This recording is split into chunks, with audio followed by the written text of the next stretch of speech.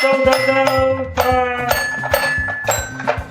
this is week 6 that we're into now with Chuk Chuk, and I wanted to share some of the progress we've been making in the last couple of weeks.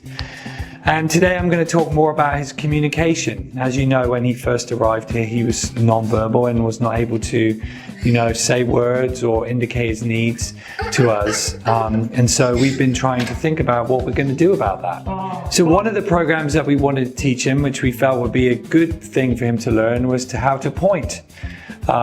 Children, when they're young, learn to point at things for a variety of reasons. One is to indicate what they want to get or what they want to choose.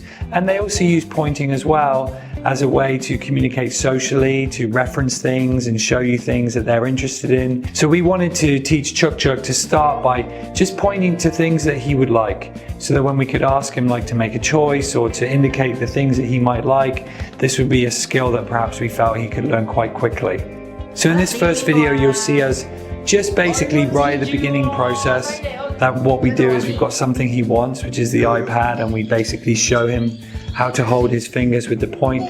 When he points at the item, we provide the reinforcement, which is the iPad. You can have a look in this video.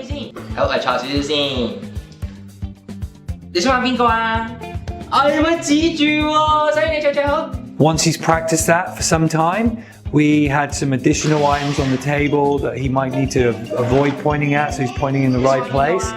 And then you can see in this video now, we're just kind of using that as a procedure. During the sessions, we would have 2 things or a number of things on the table and ask him which one would you like, and he'll use his hand to point and show us which one it is he likes.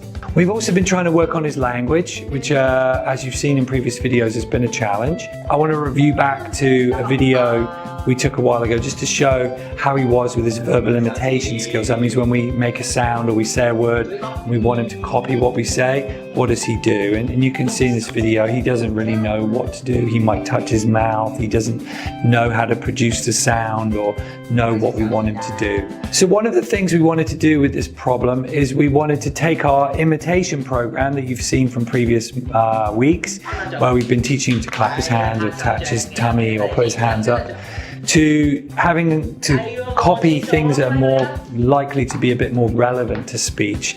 That means things that might be more around his mouth. So things like touching his ears, touching his lips, touching his teeth, or sticking out his tongue would be all more sort of near where we want to get to when we're asking him to produce sounds. So this is a video I'm going to show you now of him. He's been practicing much finer discriminations around his face and around his mouth, which hopefully will lead us a little bit nearer towards him being able to produce sounds and follow when we ask him to speak. In his mouth, he'll stick out his tongue and open his mouth. So we use this as a prompt like this, and we could reinforce. This is the beginning of that teaching process. To be able to have him understand how to make a sound, speech, on demand when we want him to.